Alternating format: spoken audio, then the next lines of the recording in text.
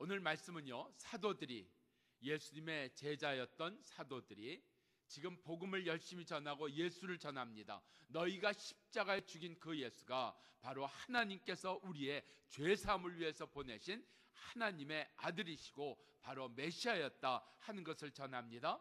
그 예수를 전하는 것이 못마땅했던, 기분이 상했던, 아니 참지 못했던 여기 공회, 당시 유대 이스라엘의 지도자들이 이 사도들을 잡아들여 옵니다.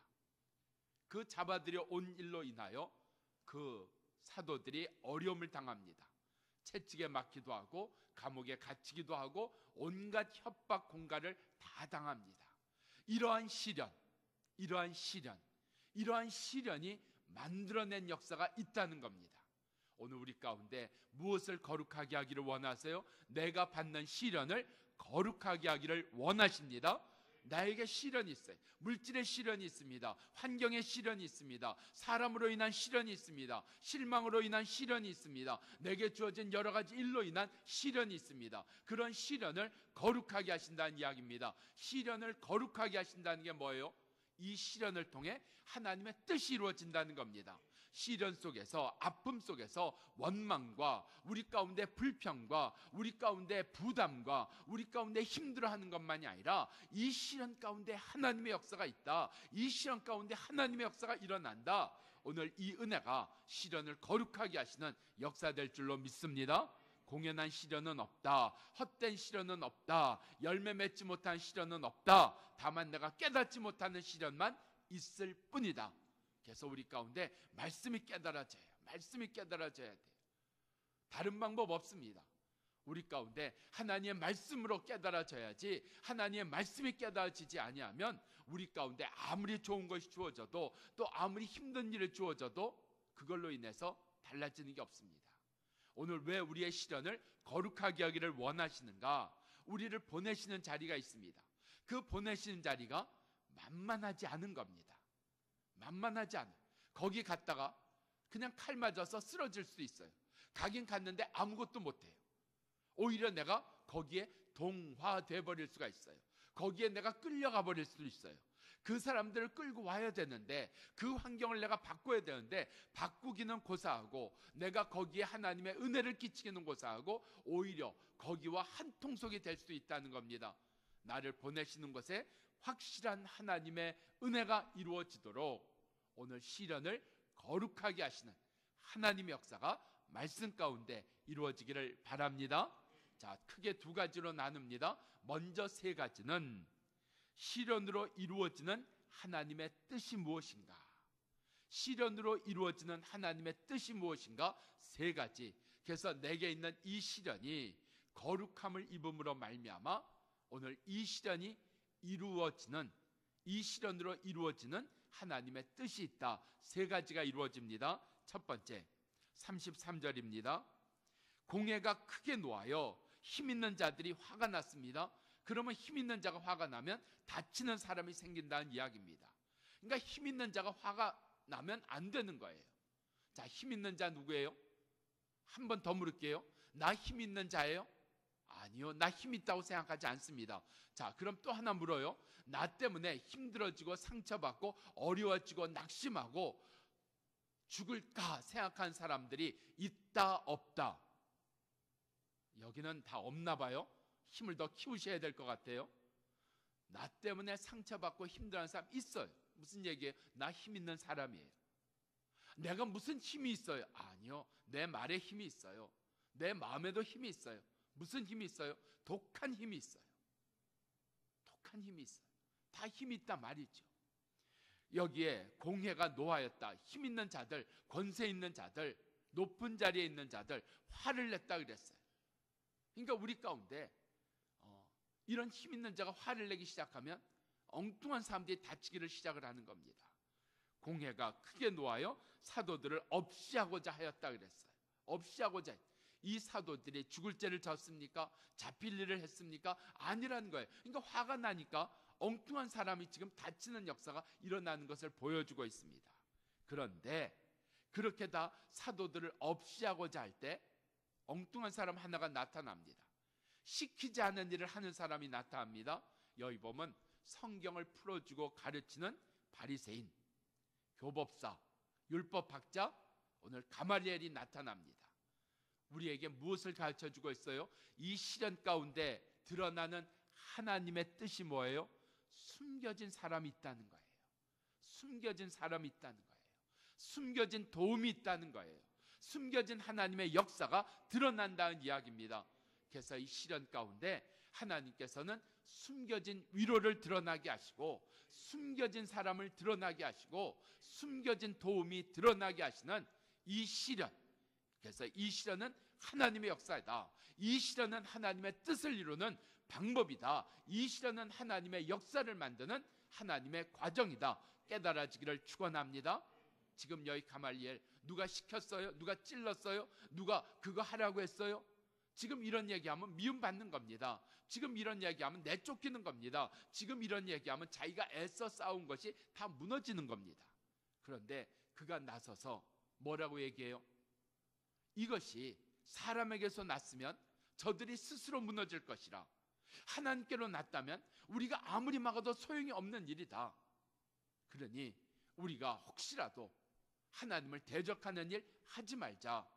숨겨진 사람이 드러나는 역사, 숨겨진 도움이 드러나는 역사, 숨겨진 위로가 드러나는 역사, 시련 가운데 있다는 것 깨달아 알기를 축원합니다. 그래서 시련 속에서 아파하고 힘들어하고 왜 이런 시련이 내게 왔는가 하는 게 아니라, 이 시련 속에 하나님은 숨겨졌던 도움을, 숨겨졌던 하나님의 역사를, 숨겨졌던 하나님의 사람들을 드러나게 하시는, 예수님 마지막에 돌아가신 다음에 예수님의 시체 어떻게 해야 되나? 그때 누구요? 아리마대 요셉, 아리마대 요셉이 등장을 합니다. 그 아리마대 요셉을 성경은 이렇게 얘기합니다. 그는 예수님의 제자였다고요. 그 아리마대 요셉이 나타나서 예수님의 시체를, 자기가 준비해 놓은 무덤에 예수님의 시체를 모십니다.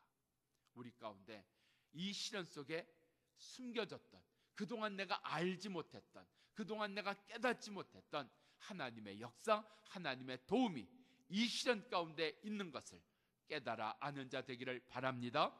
두 번째, 시련으로 이루어진 하나님의 뜻 40절입니다. 여기 사도들이 채찍에 맞습니다. 그리고 협박, 공갈, 온갖 말을 다 듣습니다. 바로 이렇게 어려움을 당했을 때 그들이 뭐라 그래요?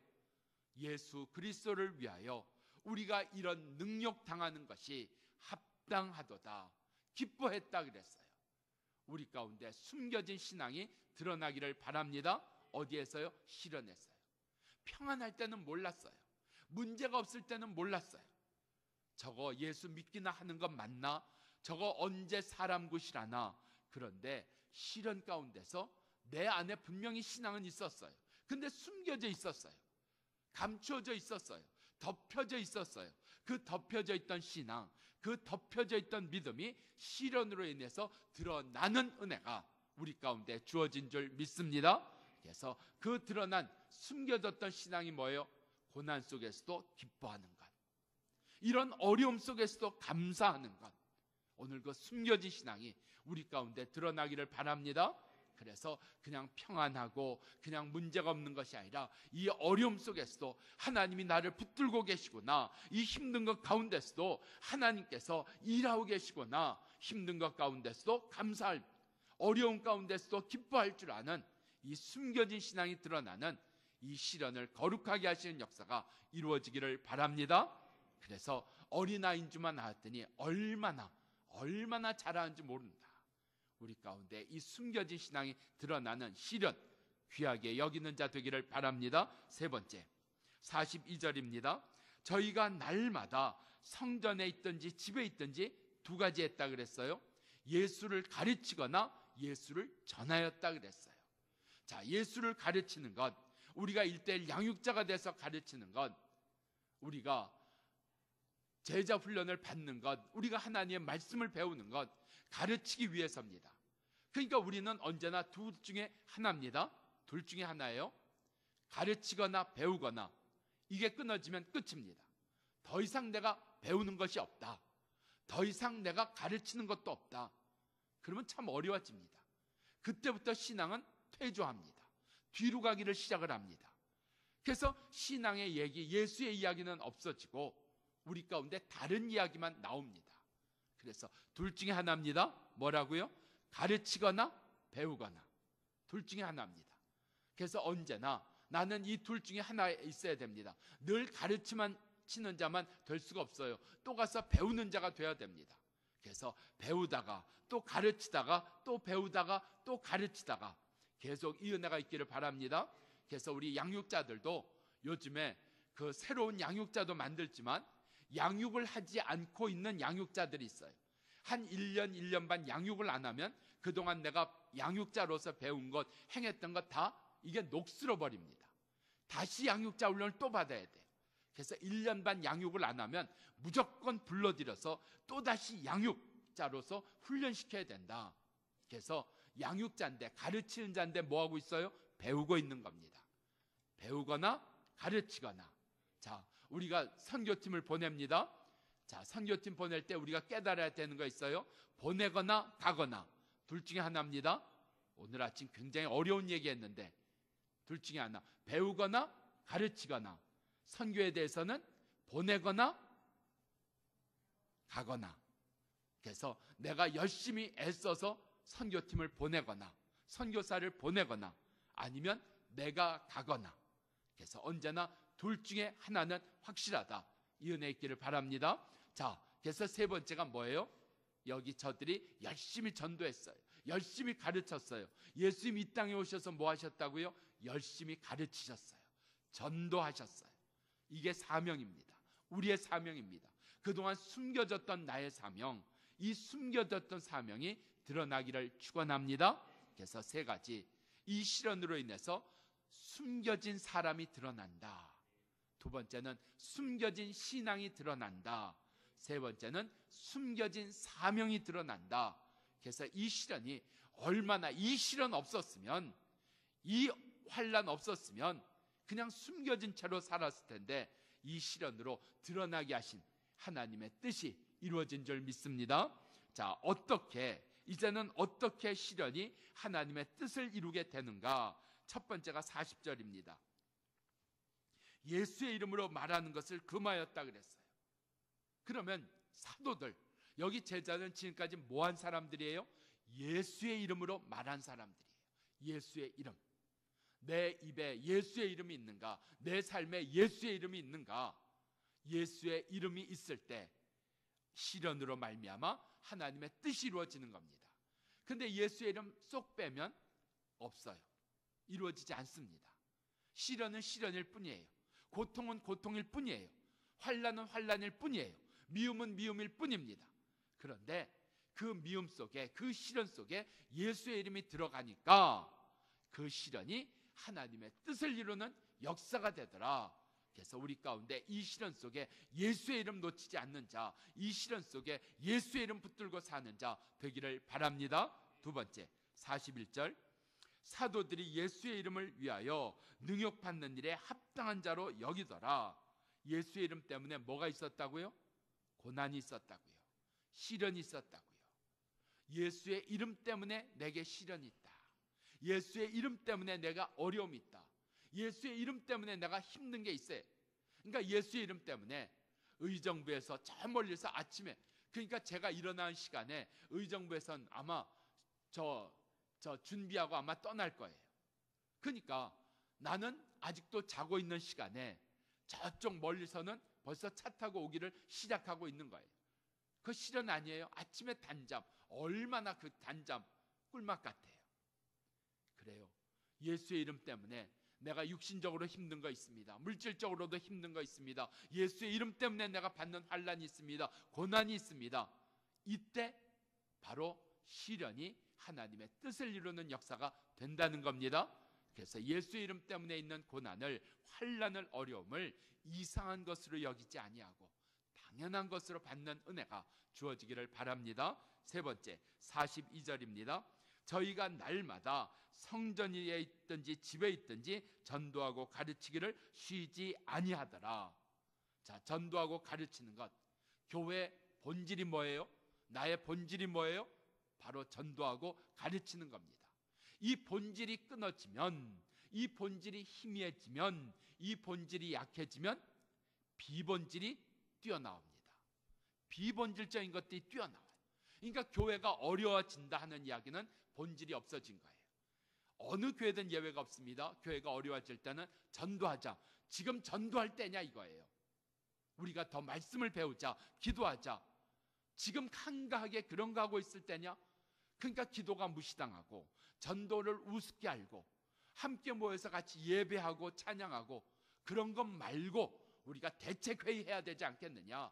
우리가 뭐 모금해야 되지 않겠느냐? 뭐 이거 딴 거, 비본질적인 것들입니다. 비본질적인 것들이. 여러분 회사에 가도 메인 라인이 있고 서포팅 라인이 있습니다. 그러니까 서포팅 라인은 아무리 잘해도 한계가 고의로 끝나버리고 맙니다. 그러니까 우리 안에 이 메인 라인에 있어야 돼요. 본질적인 라인에 있어야지 돼요. 내가 아무리 때로 이런 봉사도 하고 저런 봉사도 해도 우리 안에 본질 놓치지 않기를 바랍니다.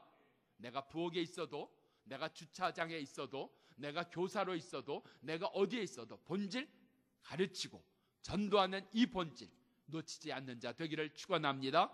그래서 본질이 분명해야 된다. 고난 앞에 담대해야 된다. 예수의 이름이 살아있어야 된다. 오늘 이 일로 인하여 시련이 하나님의 뜻을 이루는 역사 되기를 축원합니다. 기도하십시다.